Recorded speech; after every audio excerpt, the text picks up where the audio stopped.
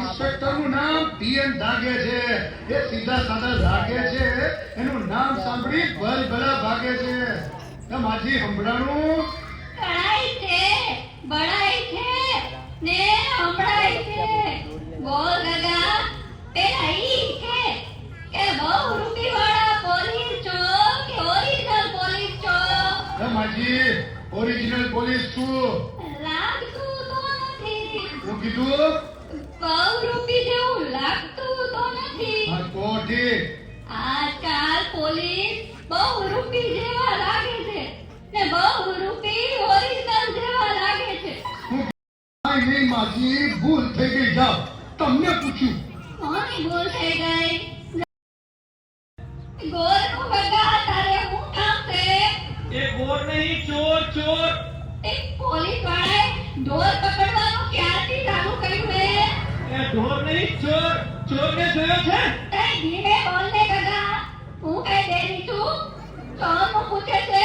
હા, જોયો છે ચોરને જતા? હા, જો પેલું ઝાડ દેખાય છે તને? હા. ઈ પેલું નહીં, બીજું નહીં, ત્રીજું નહીં ને ચોથા ઝાડની સામે 4 શેરી છે. એટલે ક્યાં ગયો છે? સાંભળ તો ખરો, બહુ ઉતાવળો. ઈ 4 શેરીમાં પેલી નહીં, બીજી નહીં, ત્રીજી નહીં ને ચોથી શેરીમાં 4 થાંભલા છે. હા, પછી? ઈ 4 થાંભલા અમે 4 મહાદેવની દેરી છે. પછી એમાંય પેલી નહીં, બીજી નહીં, ત્રીજી નહીં ને ચોથી ડેરી નામે 4 બિલ્ડિંગ છે. હા હા, પણ પછી 4 બિલ્ડિંગમાં પેલું નહીં, બીજું નહીં, ત્રીજું નહીં ને ચોથા બિલ્ડિંગમાં જવાનું. ત્યાં 4 માળ છે. પણ પછી શું થયું? ટૂંકમાં કોને? ટૂંકમાં તો કહું છું. આનાથી કેટલું ટૂંકમાં હોય? ગગા, ગતિ કેવું? જા. એ માજી ભૂલ થઈ ગઈ. હવે પાછું કયો? તે સાંભળને, ચોથા માળમાં 4 ફ્લેટ છે. એમાં પેલો નહીં, બીજોય નહીં, ત્રીજોય નહીં અને ચોથા ફ્લેટનો દરવાજો ખોલવાનો. પછી એટલે તેને ગગા 4 રૂમ આવે. એમાં પેલો નહીં, બીજો નહીં, ત્રીજો નહીં ને ચોથો રૂમ ખોલ એટલે 4 કબાટ આવશે. પછી ચોથા કબાટનો દરવાજો ખોલો એટલે 4 તિજોરી આવે. એમાં પેલી નહીં, બીજી નહીં, ત્રીજી નહીં ને ચોથી તિજોરી ખોલો એટલે એમાં 4 કોટા આવે. વાહ વાહ માજી, તમે તો ચોરનો ફોટો બતાવો છો. ધીરજ રાખ ગગા, તું ધીરજ રાખ.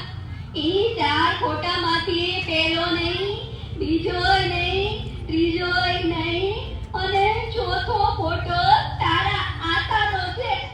ઈ તારા આતાના હમ ખાઈને કહું છું કે મેં ચોરને નથી જોયો. આ ઇન્સ્પેક્ટર પીએન ધાગે છે. ઈ ઉતા છે કે જાગે છે? મારે તો દિલે બેઠો રે મોરે ક્યાં બોલે. મારે તો દિલે બેઠો.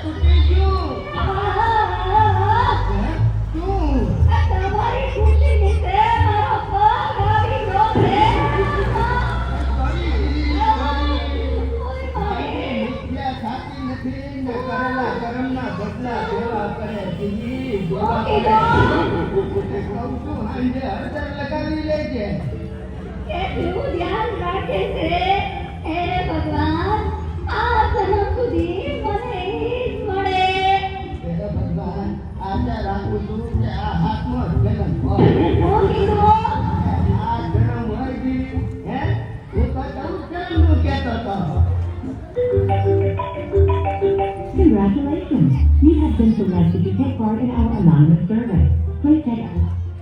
હલો જીવાજી શું હોસ્પિટલમાંથી હા બોલો હું વાત કરો છો કોણ ક્યારે કેટલા વાગે અરે કેમ કરતા